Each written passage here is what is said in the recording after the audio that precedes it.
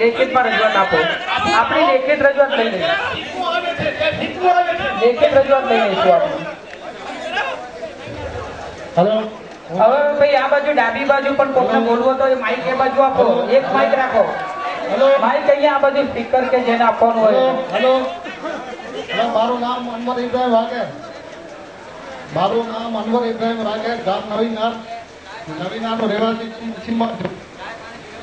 Hello તો આ જે પ્રોજેક્ટ આવે એમાં અમને મચ્છીમારને કોઈ નડતર નથી અને અમારા રસ્તા બધા અમારા માટે બધા ખુલ્લા છે અને એના સિવા જે પ્રોજેક્ટ એ આવે એમાં અમારા જે નવીનાના જે મચ્છીમાર છે એને એમાં પહેલું કામ કરવું જોઈએ. ભાઈ જવાબ આપો.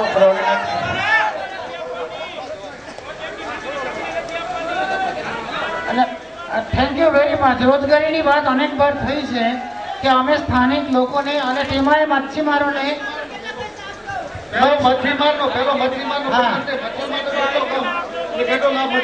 મચ્છીમારોને આ ધંધામાં રોજગારી મળે.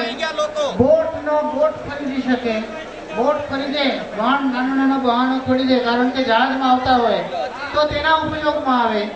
પછી બીજા ધંધા જે ટ્રાન્સપોર્ટ એ કરવા તૈયાર થાય તો એમાં પણ ભાગ લઈ શકે.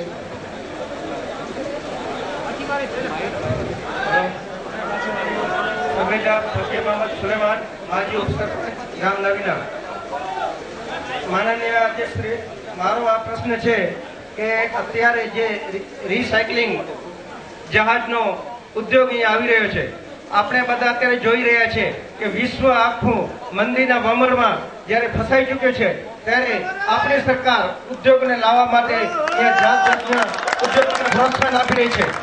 અત્યારે મંદીનો ભમર છે ત્યારે ગુજરાત ને જેના આપણે નાગરિક છીએ એ આપણે ભારતના એક અભિન્ન અંગ તરીકે આપણે એક નંબરનો રાજ્યનો દરજ્જો મેળવવા માટે વિકાસ કરી રહ્યા છીએ.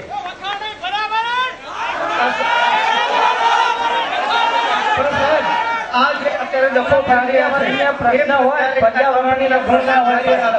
અને અત્યારે જયારે એમને કંપની તરફથી હાંકી કાઢવામાં આવ્યા છે એટલે ખોટો નારાબાજી કરી રહ્યા છે.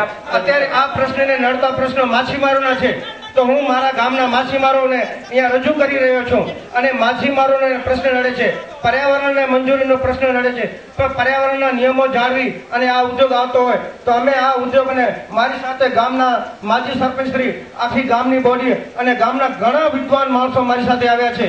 એ બધા અહીંયા મંચ ઉપરથી જાહેર કરે છે કે એમને આ ઉદ્યોગ આવે છે તો અમે આ ઉદ્યોગનો અને અમારા ગામના માણસોને જો અહીંયા રોજગારી આપવામાં આવશે અને જેમ કંપનીએ જાળવણી કરી એવી રીતે ધંધો રોજગાર કરવામાં આપવામાં આવશે તો અમે આ ઉદ્યોગનું સ્વાગત કરીએ છીએ અને દિલથી આ ઉદ્યોગને વધાવીએ છીએ. Thank you very much.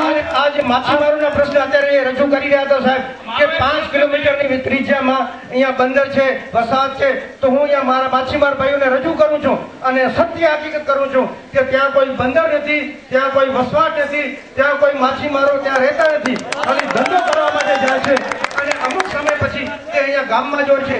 એ તો સવારના જાય છે અને સાંજના વળી આવે છે. એના પુરાવા રૂપે સાહેબ તમે મને અને એમને નહીં પણ માછીમાર ભાઈઓ અહીંયા છે, એમના અગ્રણી છે, એમના પટેલ છે, એમના સાગર ખેડૂત છે, એમને હું અહીંયા રજૂ કરું છું.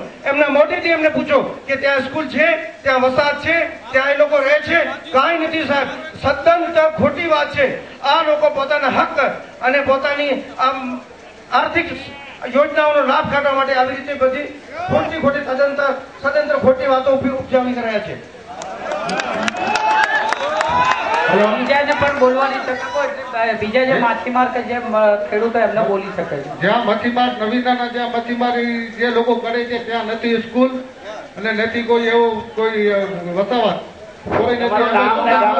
ગામનું નામ અને નામ વાઘેર અનવર ઇબ્રાહિમ, ગામ નવીના. Thank you. શબ્દો બહાર લાવવા માટે સાહેબ આ જે હમણાં રજૂઆત નોટ કરવામાં આવે, આ નોટ રજૂઆત કરવામાં ત્યાં સ્કૂલ નથી અને વાઘેરો વસવાટ કરતા નથી, આ પોઈન્ટને નોટ કરવામાં આવે સર. અને ભાઈ માજી સરપંચશ્રીને એક એવું છે કે તમે ઉદ્યોગને આવકારો છો તો હાઈકોર્ટમાં તમારા નામની દરેક પોતાની જગ્યા ઉપર બેસીને વાત કરે, જગ્યા ઉપર બેસી જવા વિનંતી. તો એમને પીઆઈએલ કરવાની કેમ જરૂર ઊભી થઈ? અદાણી વિરુદ્ધ હાલની તારીખે ચાલે છે. રીસાયકલિંગને લગતો આ પ્રશ્ન નથી. રીસાયકલિંગને લગતો આ પ્રશ્ન નથી. સિર્ફ રીસાયકલિંગને લગતા પ્રશ્ન આપણે વાત કરીએ. અને હવે બીજાને પણ બોલવાની તક આપો, આ બાજુ ડાબી બાજુ કે જેને કોઈને બોલવું હોય.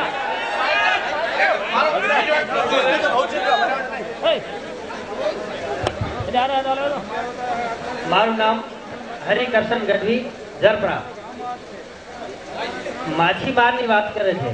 ફરીથી ના બોલજો ને, આપનું લખવાનું. હરિકર્ષણ ગઢવી, ઝરપરા. જે આ માછીમારોની વાત કરે છે. માછીમારોની આગળ જો વાત કરીએ તો અલગમાં એક પણ માછીમાર નથી, કારણ કે ત્યાં માછી જ નથી. માછલી હોય તો માછીમારી થાય ને. અહીંયા પણ એવી જ હાલત થવાની છે. અને માછીમારો અગર જો આમાં સજાગ નહીં રહે તો ઉડવાનું વાળું થશે.